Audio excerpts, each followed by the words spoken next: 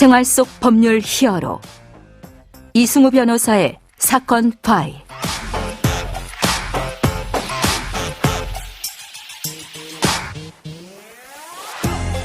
안녕하세요. 이승우 변호사입니다. 각종 사건 사고에서 여러분들을 구해드리겠습니다. 오늘 열어볼 사건 파일은 일조권 분쟁 사건입니다.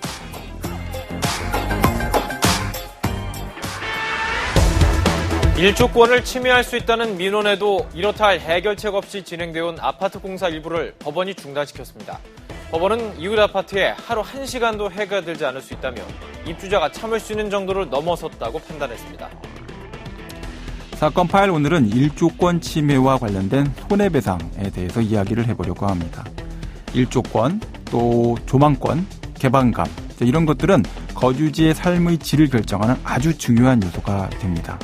자, 이에 대한 법원의 판단 척도에 대해서 법무법인 법승 인천사무소 강수연 변호사와 함께 알아보도록 하겠습니다.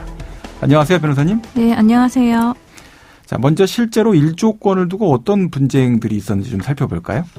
네, 최근 서초구 신노년역 근처에 위치한 주상복합 아파트 옆에 17층 높이의 빌딩이 신축되고 있어 아파트 거주민들과 갈등을 빚고 있습니다. 네.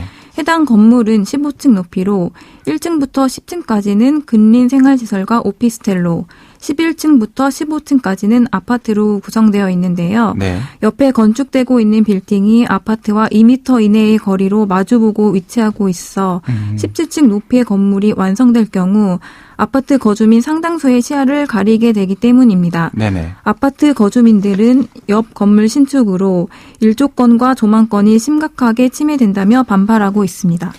자, 이제 이 일조권에 대한 내용을 두고 이제 주민들이 다 집단적으로 뭉쳐서 이제 큰 분쟁이 일어나는 경우가 종종 있는데 우리나라에는 언제부터 일조권이라는 개념이 법에 등장하게 됐습니까? 네, 일조권이란 햇볕을 쬐을 권리를 의미하는 것으로 네. 건축법령에 일조권 개념이 도입된 것은 1971년도입니다. 네네. 당시 건축법 시행령 제120조의 2조항은 인접대지의 경계선과의 거리와 건축물 높이에 대한 제한을 규정하였는데 1970년대 주택건설 붐이 일어나면서 주거지역 내에 고층 공동주택이 건설되자 네. 도시 환경보호 차원에서 일조권 개념을 규정한 것입니다. 네네.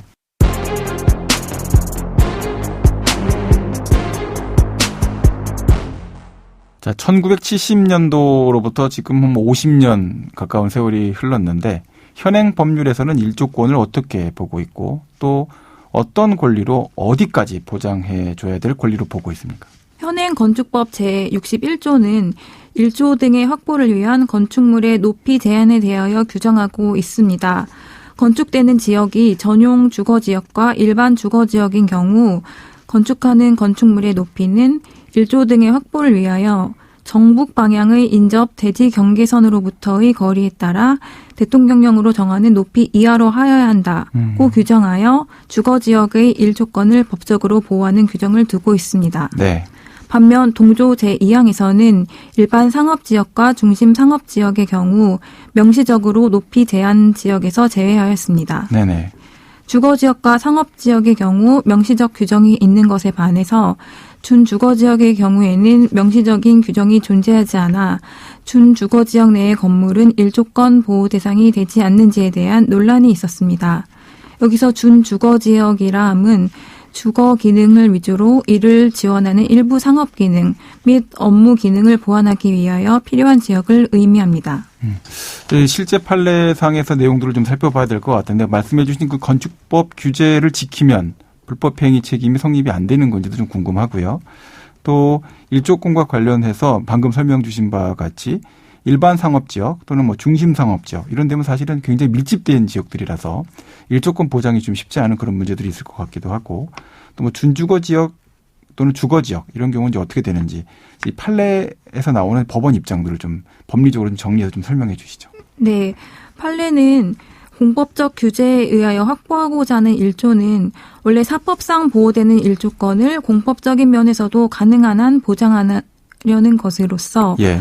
특별한 사정이 없는 한 일조권 보호를 위한 최소 한도의 기준으로 봄이 상당하다고 판시하면서 예. 구체적인 경우에 있어서는 어떠한 건물 신축이 건축 당시 공법적 규제에 형식적으로 적합하다고 하더라도 현실적인 일조 방해 정도가 현저하게 커 사회통념상 수인 한도를 넘는 경우에는 위법 행위로 평가될 수 있다는 입장입니다.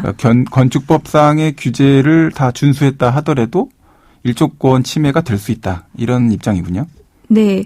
다시 말해서 특정 지역에서는 일조권 조항 규제를 받지 않고 건축을 할 수 있지만 예. 그로 인해 옆 건물이 일조권 침해를 입었다면 건축법 조항과 별개로 민법상 손해배상은 청구할 수 있고 그 기준은 사회통념상 수인 한도를 넘었는지 여부로 판단하겠다는 입장으로 볼 수 있습니다. 네네.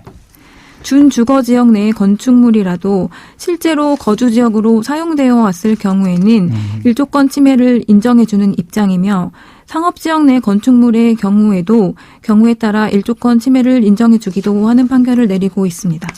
네, 그렇다면 앞서 이야기한 서초구 주상복합 아파트의 경우 법적으로 어떤 절차, 과정을 밟게 될까요? 네, 서초구 신노년역 근처에 위치한 주상복합 아파트의 경우 일단 상업지역에 위치하고 있습니다. 네. 따라서 건축법 등의 법규를 제대로 준수한 상황이라면 건축 자체를 막을 수는 없을 것으로 보입니다. 현실적으로 민사상 손해배상 청구 소송이나 합의를 통해서 손해를 어느 정도 보전받는 길이 있다고 보여집니다. 네. 그러면 오늘 사건에 담긴 법적 포인트를 한 줄로 정리하고 실제 법적 대응과 자문 이어가 보도록 하겠습니다.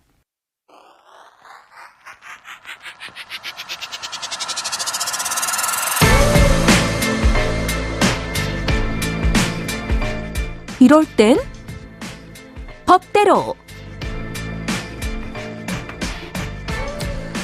현재 오세훈 서울시장이 변호사로서 1996년 처음으로 대법원 판결로 신축 건물로 인한 인근 주택의 일조권 침해에 대한 배상 판결을 인정받은 바가 있습니다. 자, 그때로부터 대법원 판결로 정립된 이 일조권 침해에 대한 기준은 동짓날을 기준으로 오전 8시부터 오후 4시까지 총 8시간 중 4시간 이상의 일조시간, 또 오전 9시부터 오후 3시까지 총 6시간 중 최장 연속되는 일조시간이 2시간 이상 확보되어야 한다라고 판시를 계속 해오고 있습니다. 자, 일조권의 확보는 사실은 삶의 질을 결정하는 아주 중대한 요소가 될 수 있겠죠. 동시에 거주주택의 결정을 위한 선호 요건에서도 거의 1순위를 차지하고 있는 그런 개념입니다. 그러다 보니까 이 세대별 주택 가격에도 크게 영향을 주게 되고요. 그래서 이제 건축법과 건축법 시행령에는 거리 높이 규제를 통한 일조권 등 확보를 위한 아주 최소 보장의 기본 조항이 있긴 합니다. 그런데 그것을 초과해서 일조권에 대한 침해가 인정될 수 있다는 점을 기억해 주시면 될 것 같습니다. 자, 오늘 일조권을 둘러싼 분쟁을 좀 다뤄봤는데요. 관련해서 이제 법적 조언을 좀 정리해서 해주시죠. 네, 사회적 경향이 일조권과 조망권을 중시하고 보호해주는 방향으로 가고 있습니다. 네. 최근 더불어민주당 장경태 의원은 그동안의 공급자 위주의 주거 정책을 수요자 중심의 주거 정책으로 바꿔야 한다는 말과 함께 건축법 일부 개정안을 대표 발의할 예정입니다. 개정안의 내용은 대통령령에 위임한 1조 등의 확보를 위한 구체적 높이를 법률로 정하고 주거지역 외 주거용 건축물과 상업지역에 건축하는 공동주택은 건축위원회 심의를 거쳐 대통령령으로 정하는 높이 이하로 할 수 있도록 하는 것을 포함하고 있습니다. 자신의 주거지역의 일조권과 조망권이 침해될 위험이 있을 경우에는 구체적인 법적 구제의 방안으로 공사금지 가처분 신청과 민법 제750조에 한 손해배상 청구를 생각할 수 있습니다. 네. 손해배상 청구를 하는 경우 보통 감정평가를 통해 일조권과 조망권 침해 정도를 판단하고 법원은 감정평가 결과 금액에서 70 내지 80% 정도 감액하여 손해배상액을 인정해 주는 경우가 많습니다.